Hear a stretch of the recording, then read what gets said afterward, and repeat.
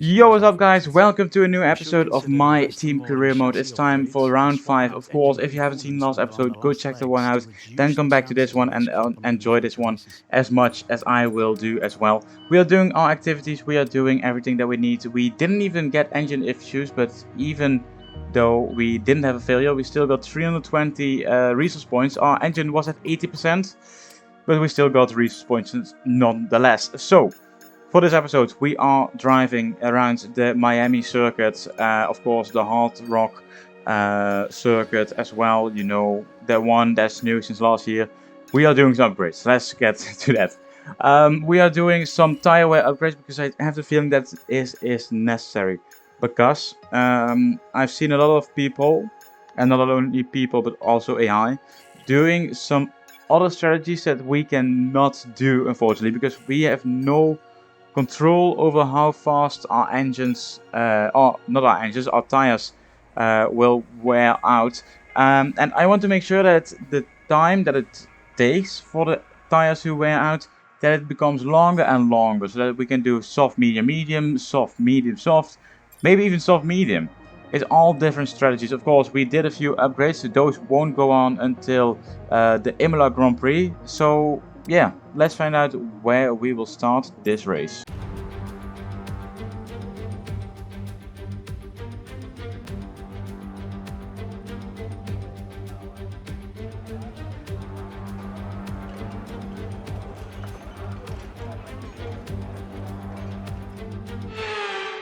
And we do that, of course, with qualifying. As we are here in Q1, we've had a few weird qualifying so far. 2 of them where we got into Q3 easily. Actually 3 of them, because of course in Saudi Arabia we forgot to change the AI level from 90 to 95. Currently we are already on 97. Might even go higher, depends on what I think about the next few tracks. But the first lap, let's see what we can do. Of course we already did one. That wasn't a great one, so I decided to go for another run, as we are now down at P15. We are near the barrier of being kicked out in Q1. We don't want to have that twice, so we want to check if we can do another lap. And we can actually, we already improved by 3/10, 2 minutes to go in this session. We are the first driver to do a lap, so we can still fall back, but we are gaining half a second, maybe even more than that, and that's definitely something that we need. Hamilton and Stroll still ahead of me in P13 and we are up into P14. Somebody's lap got invalidated, I think, because that's not right. Second sector, we are the fastest, of course, with that Mickey Mouse section. It's really good for the player. We improved by a second up into P6, and that will bring me to Q2. Yes, and will P9, 3/10 of pole. You can see the entire field is quite close, except for my teammate. He's 1.2 seconds off, and Logan Sargent and Nick de Vries are both 1.7 seconds off pole. So yeah, still not happy with my teammate. Might even be considering a new teammate for halfway down the season. But that's still around 6 or 7 Grand Prix until that's the case. So for now, we will just keep driving with Felipe Drugovich as our teammate. Hopefully he can gain a point. If he gains at least 1 point, he can stay for the rest of the season. That's what I'm telling you right now. If not, well, then he's just out of the career mode. Maybe out of F1 entirely. Maybe he will go on to another team, because we saw last year when we did F1 22 MyTeam career mode that Liam Lawson, we fired him after a season, and he came back in around season 3, I think. He was hired by Alpine to drive for them, so you could see Felipe Drugovich coming back, because he's now of course rated higher than the other F2 drivers. So if one of the other guys like Alonso, Hamilton, who's another old driver, Bottas maybe even, he's of course not that old, but you know, as we come across Verstappen and Norris in our second run. But yeah, you could see those retire in the first few seasons, and maybe that can cause for Felipe Drugovich to be back in F1. As we did make contact with Norris, but we go up to P2. It was really annoying, because if we didn't do that, we could have easily been on pole. Of course, dropping down, I think we would maybe be still around the same position. Fernando Alonso actually has a time penalty. No, not a time penalty. I always mess up those two. A place grid penalty for the race. So we will be starting P9. if Alonso is in the top, is not in the top 5. And for now, with only one run, I invalidated my first lap, so I thought like, yeah, we need to do another run. Luckily, that was on used tires, so now we can do our second and final run here in qualifying today. We are starting in P10, of course, as we invalidated and we couldn't set a good lap. I wanted to end that lap just to see, just to have a delta in the second lap. I think that's a bit better for me to see where we are really gaining time. As you can see, just in half a lap, we already gained half a second. But yeah, everybody's now crossing the line to put in their final times, as we are still going through the Mickey Mouse section onto the back straight, and then 2 more corners, 2 or 3. You know what you want to count those final few bends like this. We improved by 9/10, and that brings us up to P6, P5, P6. We are starting this race in P6. I have a feeling that 97, it's still not high enough. Let me know if we should go to 100, or maybe even 102, 105, maybe even the maximum. I don't know if I'm fast enough for that, but yeah. As you can see, Fernando Alonso is behind me, so we are starting in P6. Maybe somebody else has some grid penalties with new components, but that's something that we will find out in the race. Let's see where we are actually starting and where we can finish. Welcome to the Magic City. We're here at the Miami International Autodrome, the home of the Hard Rock Stadium, a multi-purpose sports and entertainment hub which has hosted Super Bowls, Baseball World Series, numerous rock concerts, and of course, as of 2022, Formula One. Sitting at the southeastern coast of Florida, the Miami International Autodrome has 19 corners and 3.36 miles of racing. It's a circuit designed to encourage close racing while meeting the highest safety standards. Either way, I'm sure it's one that will please the fans. So with the race not far away from starting, here's what today's grid rundown looks like. It's Carlos Sainz in pole position, and it's Charles Leclerc in P2. Looking down the rest of the grid, we have Hamilton, Russell, Verstappen, Lightning, Gasly, Norris, Stroll, Perez, Ocon, Zhou, Fernando Alonso, Bottas, Magnussen, Tsunoda, Albon, Oscar Piastri, Drugovich, Sargent, De Vries, Sargent. With preparations almost complete, let's head down to the track. And what would any Grand Prix weekend be without the one and only Anthony Davidson alongside me, as always, to talk you through the action. Now I want to talk to you about Carlos Sainz. Well, it was a really impressive lap in qualifying to get pole position, but are they going to be able to hold on to the lead into the first corner with so many quick starters around them? I'm also looking forward to seeing the different strategies in play today. Those who are starting on the red mark soft tyre are going to have a little bit more grip early on, but they have to make it count before that degradation starts to set in. So as the formation lap is starting, I almost want to say safety car, but luckily the commentator said formation lap, so we say it as well.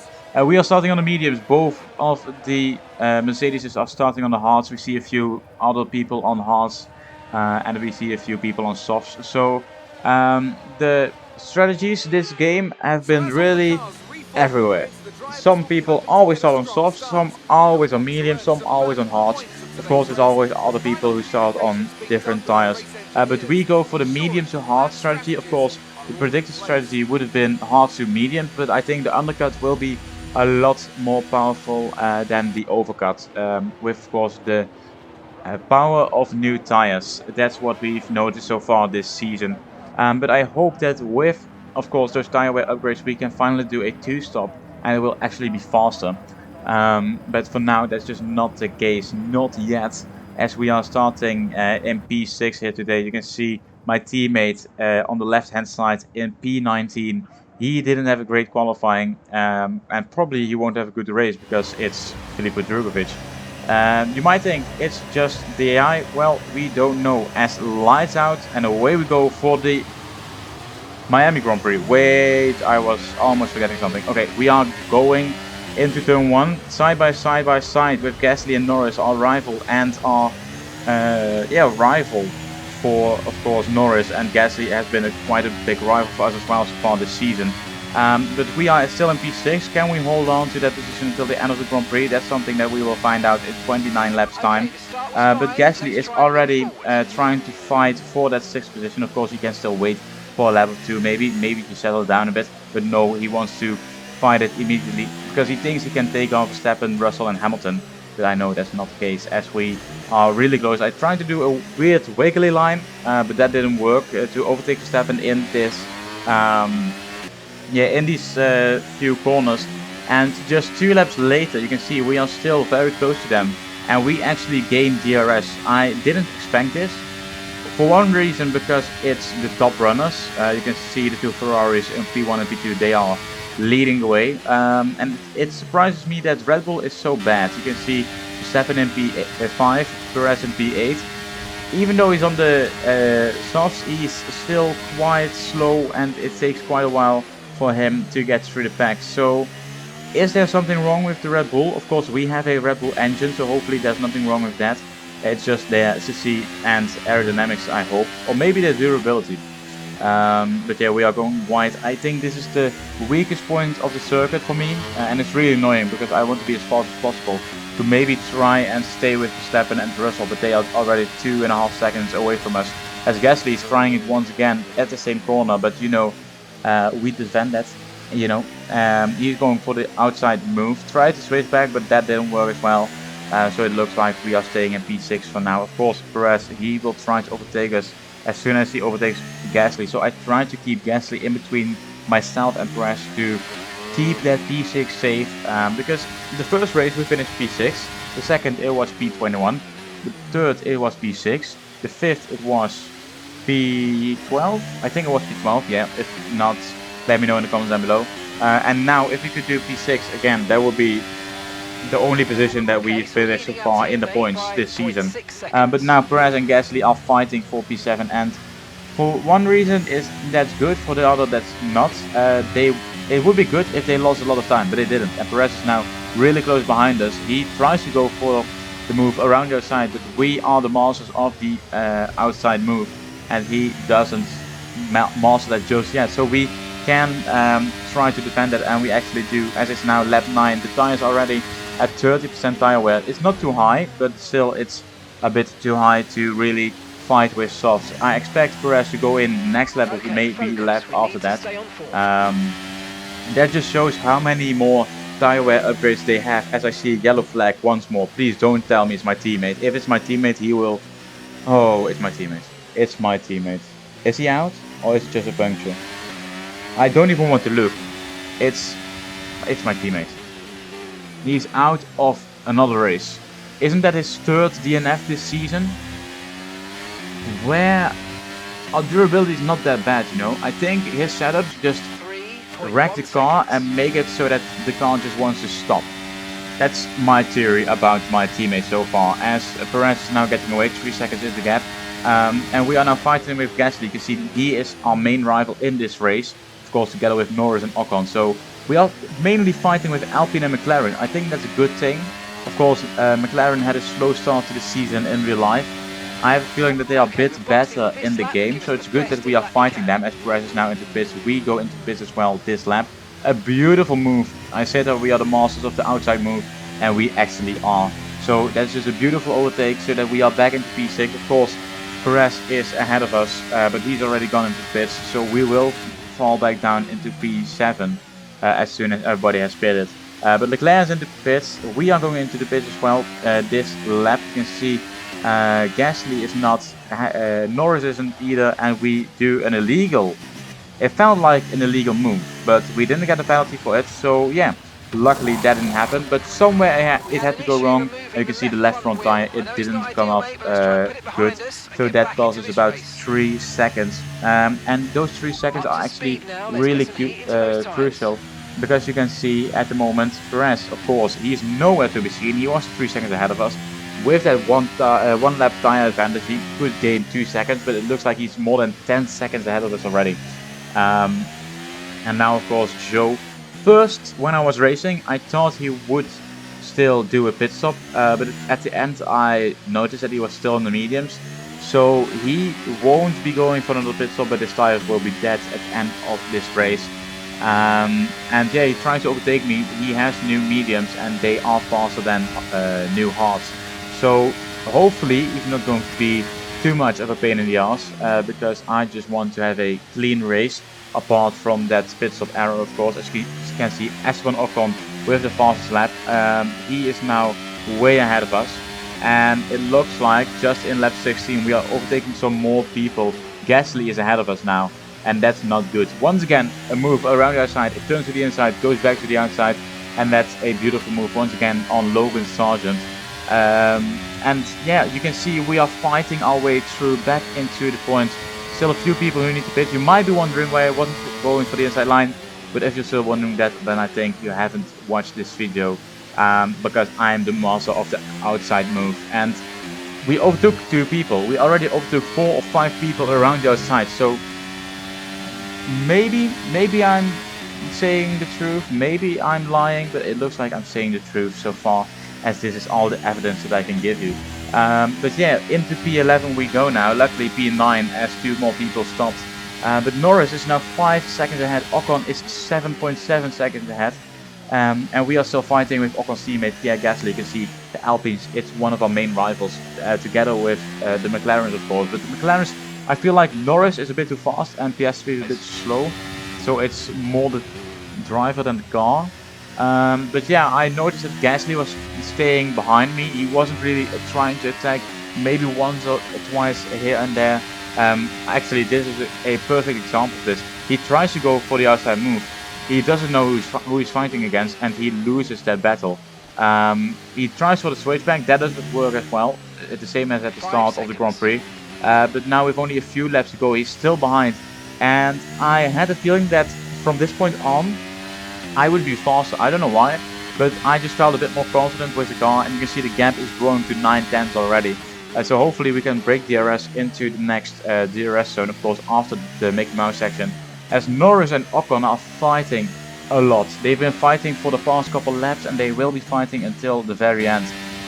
So even though they were fighting that much, they didn't lose that much time because we were still losing a lot of time to them. But we are still gaining on Gasly. He is now 2 seconds behind. So it felt like there was a real dynamic of some of the people who I was fighting against. Some were faster, some were slower. I made a few mistakes in this last lap, and that caused Gasly to catch up to 1.3 seconds. And Ocon and Norris in the final lap are still fighting. I think we should take a look at them in just a second. Yes, here we can see them in the final corners. Who is going to become the driver who finishes in P6? It looks like that was a photo finish. Let me take another look. It looks like it's Norris. You can see from Norris's car, he has a bit of wing damage. Is it P6 or P7? I think it's P7. But yeah, he crosses the line first, and that actually means that he is now a good contender actually for us as a teammate in the middle of the season, as we finish the race in P9 to pick up 2 more points. But Norris just showing how fast he is. He just needs to be in our car, and I think we have a future world champion. I said his last game as well, not as our teammate, but that didn't work out too good as he went to Alfa Romeo. Here we are then, a phenomenal Miami Grand Prix, and what a great show of skill from our race winners today. Tell me, Ant, how did they manage to achieve this win? Well, they certainly stood out as a driver with tons of confidence on the track. I think their ability to keep their cool, even during some of the more hectic parts of the race, meant they were able to capitalise on the mistakes of other drivers, giving them the opportunity to make their way to the top spot with ease. Ferrari are at it again. An excellent performance at today's Grand Prix, and they're certainly a team that know what they're doing out there. So the podium, where are the Red Bulls? They've been dropping quite a bit. It's a Ferrari 1-2, Mercedes in P3. Well done to Leclerc, of course, for winning this Grand Prix. But I have a feeling that Lando Norris is the real winner of this Grand Prix, just because he made that last second overtake, and he just proves to us that he could be a valuable teammate in our next seasons. If we could get him on board and he would actually want to drive for us, that would be a huge step into the good direction. So you hear it here And now with today's first. impressive Last video I result, was making a Charles joke Leclerc about it. I steps into actually the wanted to championship say lead. So let's see rival, what but I effect meant this result no, has I had on the meant rival, drivers' but I said standings. teammate. Now, let's But you can discuss see that. we Who finished in would you say is P9. a Pierre contender for Gasly driver just a of the second day? behind Max us, Verstappen finishes in seemed to just P10. effortlessly weave through the And other Norris, drivers today without the a care in the difference between the world. two He was was only definitely my two driver of hundredths of a choice. second. Let's move That's on to the nothing. constructors. That's really No nothing. change in the You can top see spot Perez and then, but Verstappen with P5 today's and P6. points, the They've been hold on that dropping lead is quite a getting bit weaker. now these last few After an races. event like that, who knows what Starting the with a sport has in 1-2, store and for us now they are this not time even in out. the top Be 5. sure to join us once Well, one of again them as we are. Sorry, continue in the to top bring 3, you I mean. all the But excitement you can see my of teammate, Formula once again, One. with a DNF. He was the slowest guy on track as well. The only one who couldn't make it into the 132s. Maybe that's because of the fuel, maybe not. But you can see now Leclerc has taken over the lead of the driver standings.